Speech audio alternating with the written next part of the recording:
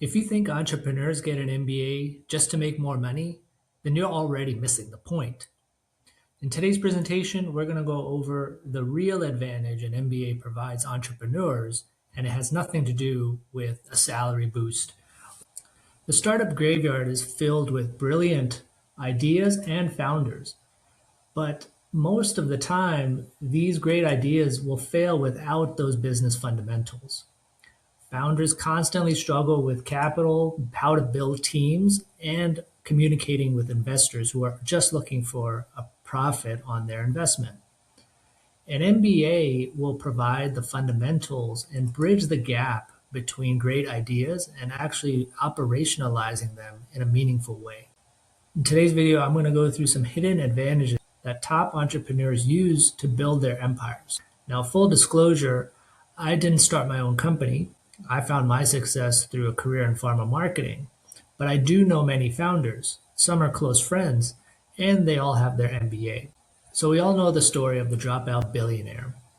It's that seductive story that we've all heard about Mark Zuckerberg, Bill Gates, and others who didn't finish formal schooling, but then went ahead and started their own business. The real truth on this is that for every dropout success, there are thousands of entrepreneurs who've hit a wall and have ultimately failed. The compromise that I see is that an MBA isn't required, but it's in the toolkit that helps founders build their business. More importantly, it helps them scale and break through barriers. Now let's jump in and talk about that first advantage, which is that the network is more valuable than any initial paycheck. It's your ultimate lifeline in trying to build connections and find investors.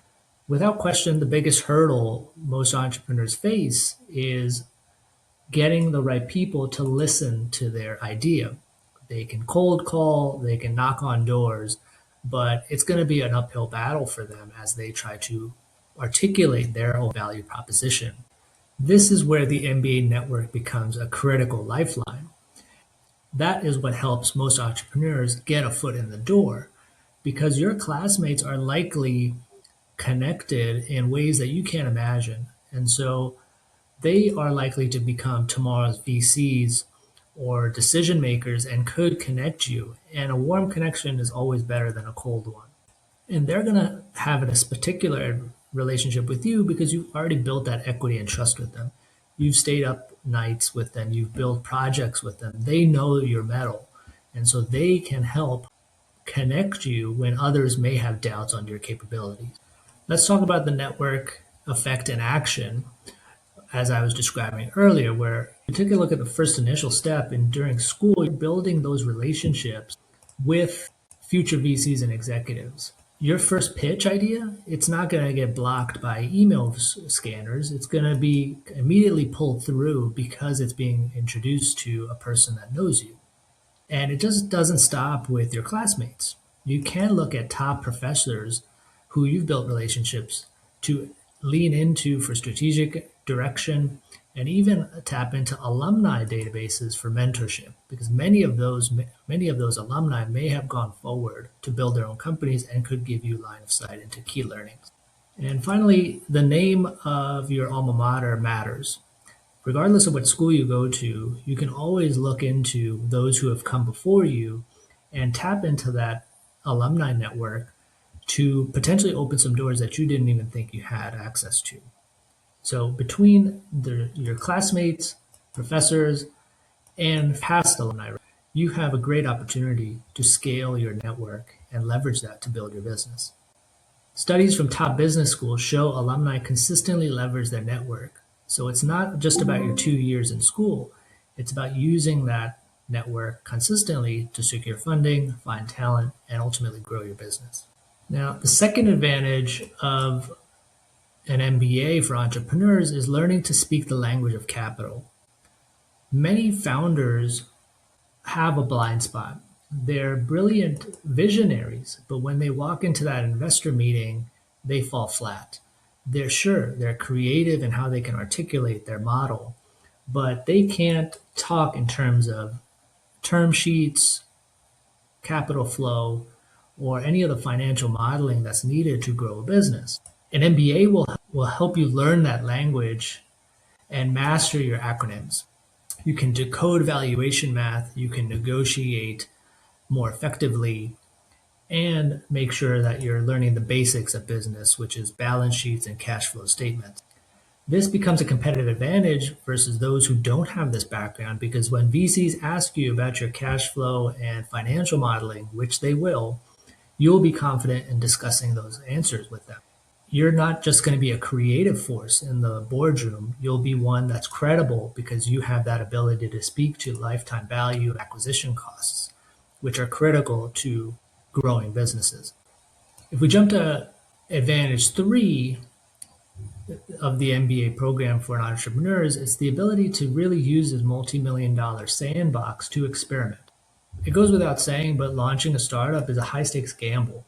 You're risking not only money, but your reputation as well.